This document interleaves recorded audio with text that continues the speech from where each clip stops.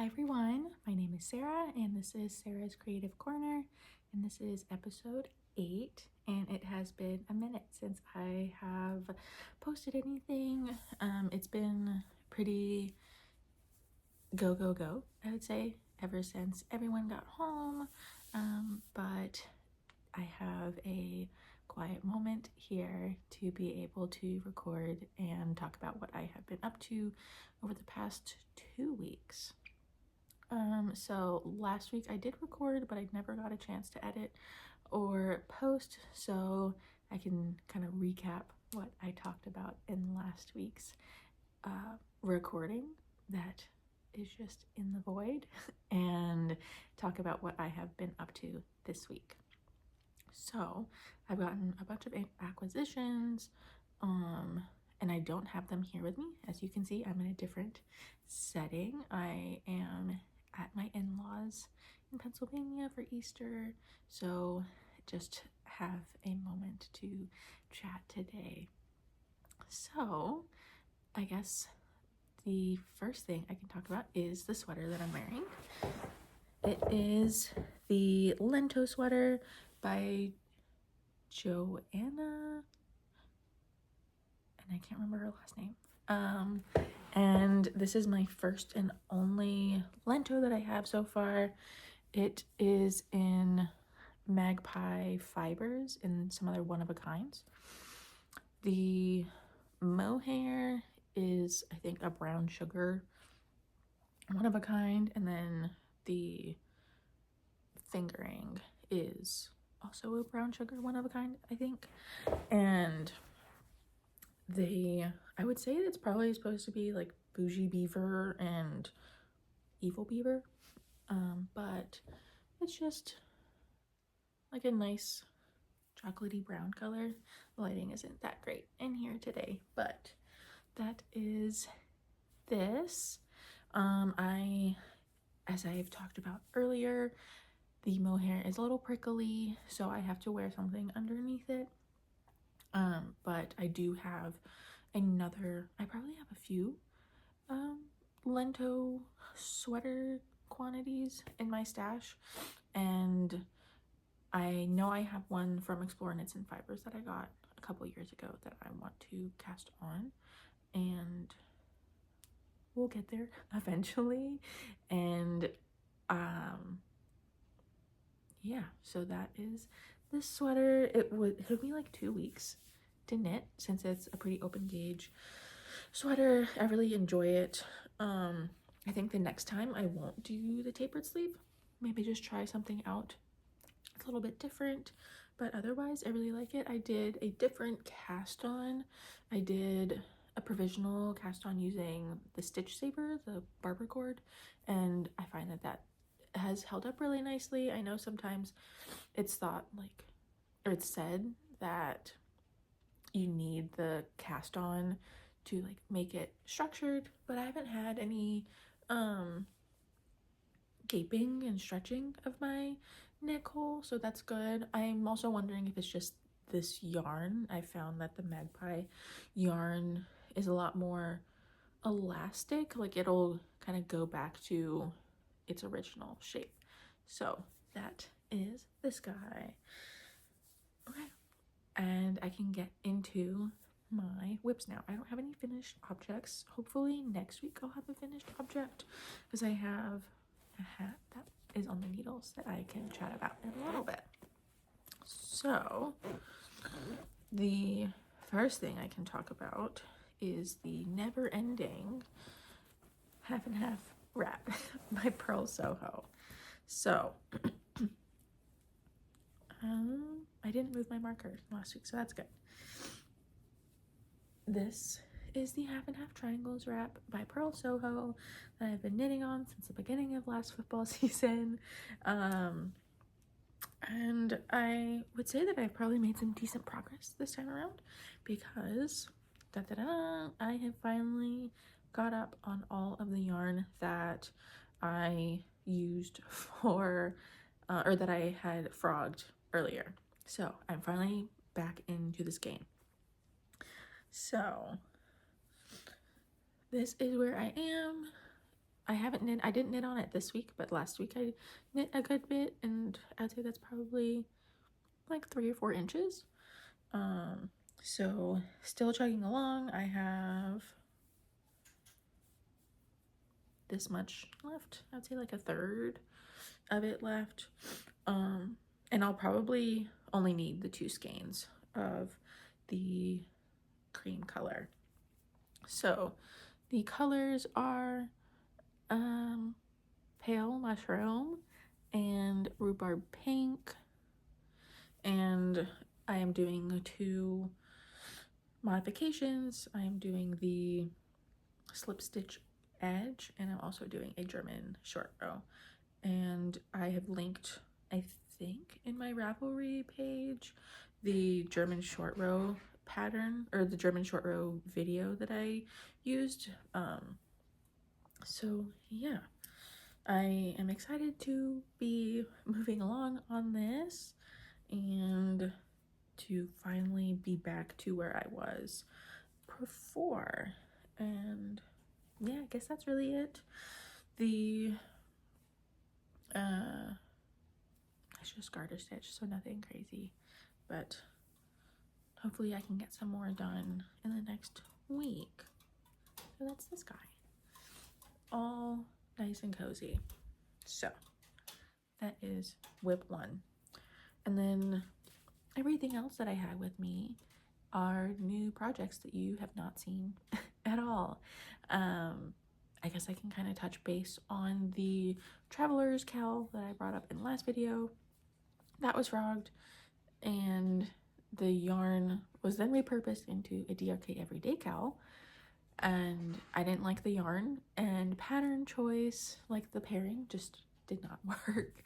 So and I got maybe about this much, like 4 inches or so, and then I decided that I consulted with some of my knitting friends, and they suggested that I do mosaic with that yarn, and I got some Germantown yarn at Fiber Space when I went last weekend, so I will probably start a new shawl eventually to work on that. So that is addressing that one. And then I also have a new sock that I've been working on. I would say I made pretty good progress. And so I have, before I lose some stitches, I have this sock. So it's like almost, oh, I wouldn't say almost done, but I've made some pretty good progress since you guys haven't seen it. This is the mountain sock, and it has some texture in it, like some diamond ribbing texture, and it's a free pattern on Ravelry. I can't remember the designer's name off the top of my head, but it will be here. And yeah, I am knitting it in Hedgehog fibers in the Harvest colorway, and this is actually a different base than I'd ever worked with for socks. It is actually a 90% wool, 10% nylon base instead of an 80-20 or a 75-25. And I'm not sure if I like this base. I like the coloring, it's really pretty, but everything else is not my favorite. The yarn, the plies aren't plied very tightly, so I find that I catch a ply or something gets all wonky. But other than that, I really like the pattern. It was kind of hard at first just to read it because I don't read a lot of like alternating ribbing or purl and knit stitches, but I think I figured it out now. And so it is a 8-row repeat, and what I did is I did 8 repeats of the 8 rows. So I have 64 rows for the leg, and I then started the heel, and I started the foot. So I didn't, because I normally do 60 rounds for the leg, but I didn't want to cut the row pattern in the middle while I was doing the leg, so didn't make that big of a deal. It's only 4 extra rows. So that is this guy, and I did a 2x2 cuff. It is 64 stitches, and I'm knitting it on magic loop on US 1.5 needles. And I went back to the trusty heel flap and gusset, you can see here. So that is that guy. And yeah, I think the issue I might be having is picking up the first set of stitches on the gusset, because I find that the second half is okay, but we'll see. I'm still figuring it out. I did see that someone commented on one of my videos about that, and they suggested a video YouTube resource, so I will definitely look at that when I am starting the heel of the next sock for this one. So yeah, that is this guy. Hopefully I can finish sometime in the next week or 2 with this one, so that I can cast on the second one.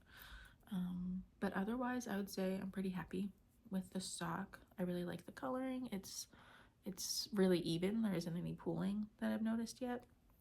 So, and if there is, I imagine the texture is breaking it up too. So that is this one. All right. And then I have 2 more new whips that I can chat about too.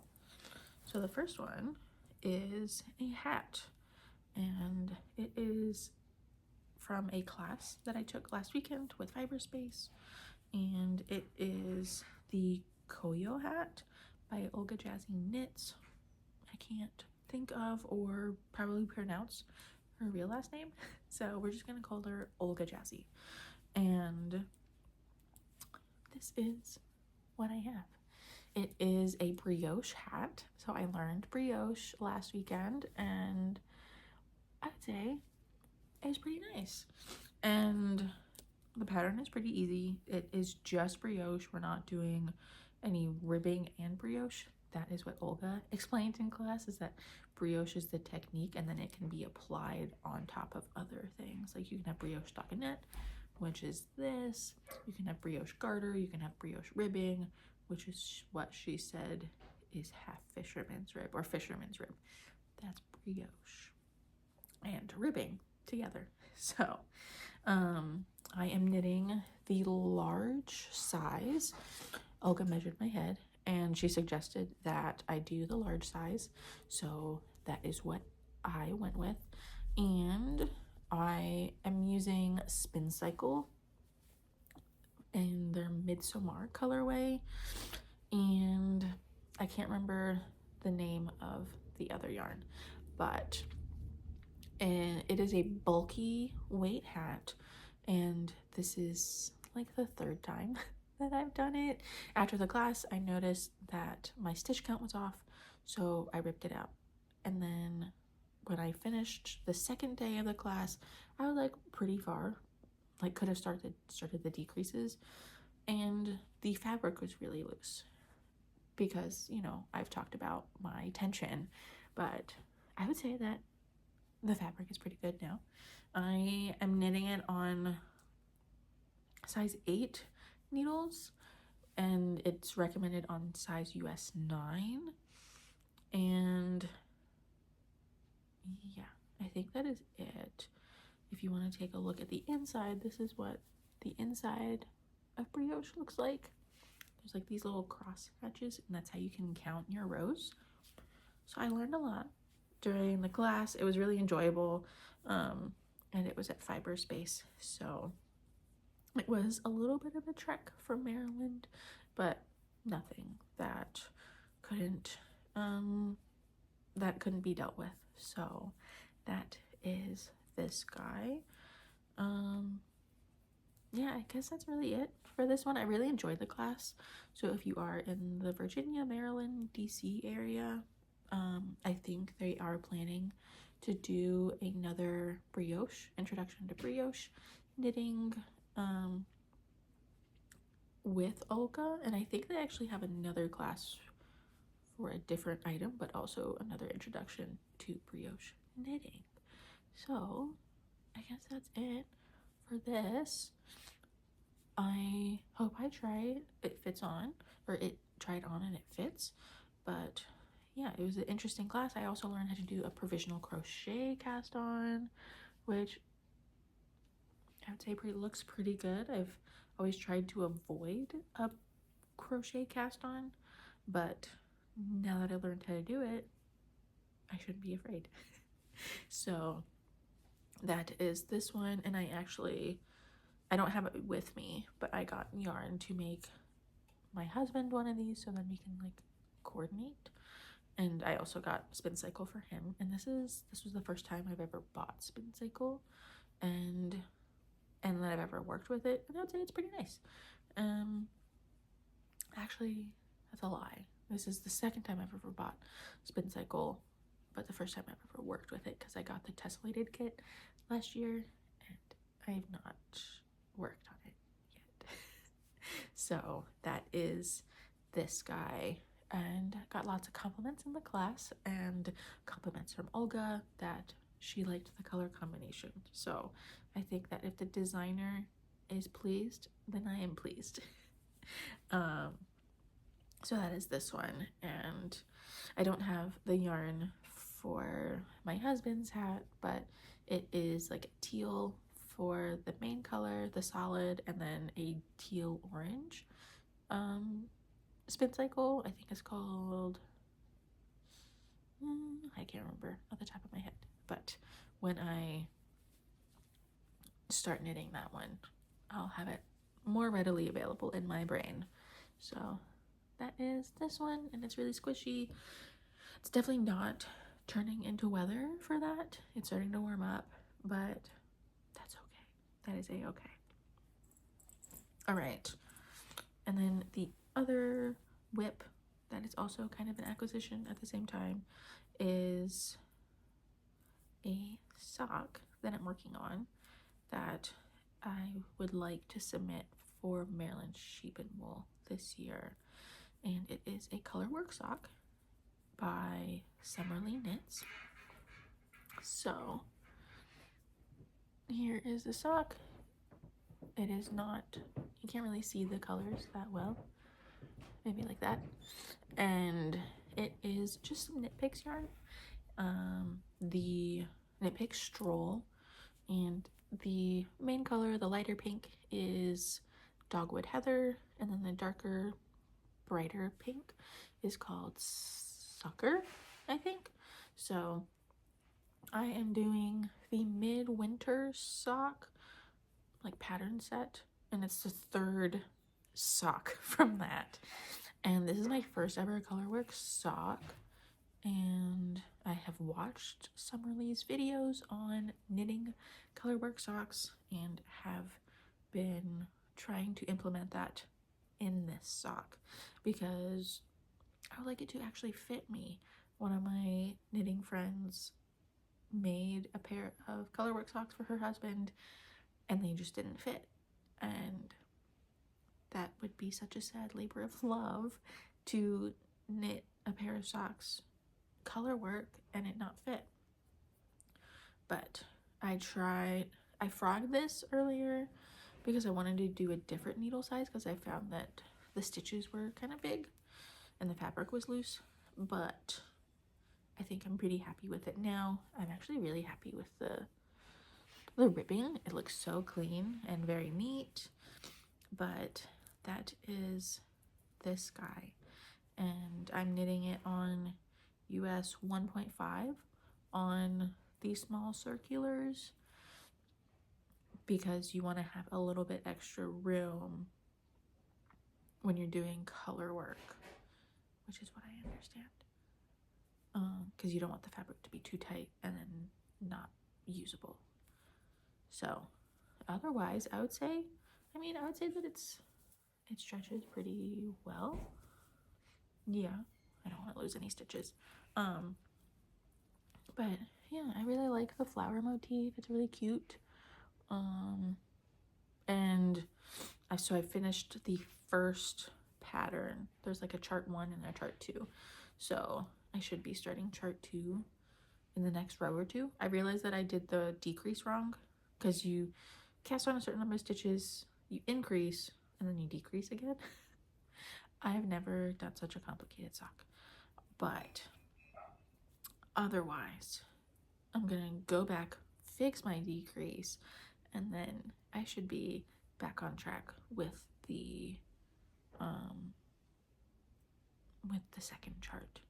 So that'll be exciting. And the second chart is a little bit easier, but this one was easy too, because it's kind of mirrored and not that complicated, and I just had to keep track of it on Knit Companion. I was keeping track of the rows, and then I realized that it's a mirror image, so not that big of a deal. So yeah, that is this guy, and that is all the whips that I have here with me, and all the whips that I've actually been working on in the past 2 weeks. But that is it.